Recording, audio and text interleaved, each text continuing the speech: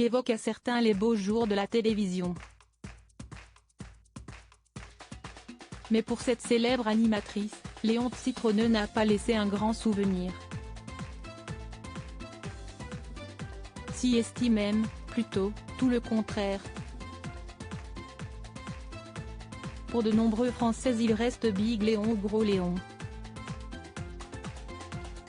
Léon Citronneux a été pendant de longues années, l'un des interlocuteurs privilégiés des téléspectateurs français, en présentant le journal télévisé, de 1959 à 1975, mais aussi en commentant en direct de nombreux événements télévisés, mondains, populaires ou sportifs, des Jeux Olympiques au défilé militaire du 14 juillet, de Jeux sans frontières à la cultissime Interville.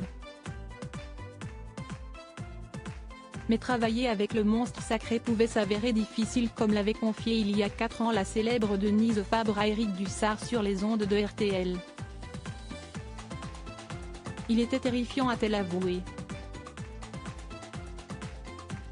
La première fois que je l'ai rencontré, je venais d'arriver à Cognac Jay et je prenais l'ascenseur, quand il est arrivé à côté de moi.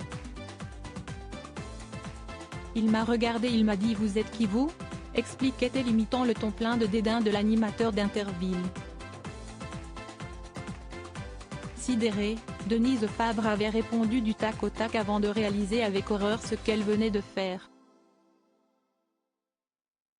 Si est tout ce qui m'est venu, a-t-elle plaidé. Il n'a pas dû très bien le prendre, a répondu Éric Dussart amusé. Non, a avoué Denise Fabre, je n'ai pas repris l'ascenseur avec lui, j'étais tellement sidérée d'avoir osé, que je n'ai pas bougé. Denise Fabre sidérée par Léon Citronneux. La brune au célèbre phrasé avait encore une hallucinante anecdote à propos du colosse. On était arrivé à l'aéroport de Nice, on devait se rendre à Monte-Carlo pour le festival de télévision, on était tous les deux, rembobinait-elle. Il avait loué une toute petite voiture, plus petit que ça, si est pas possible. J'étais à côté de lui, il conduisait.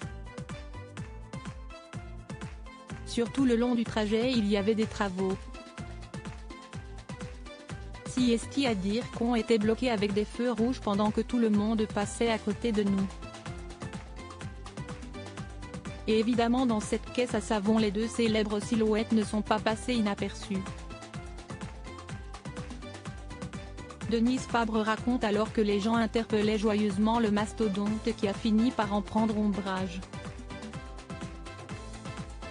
Rageur, il s'est adressé aux infortunés piétons leur hurlant dessus « Je vous interdis de me reconnaître ». Ça suffit, une injonction absurde, qui plusieurs années encore faisait rire Denise Fabre, qui a toutefois avoué s'être, à l'époque, cachée un brin honteuse. Autre temps, autre mœurs ?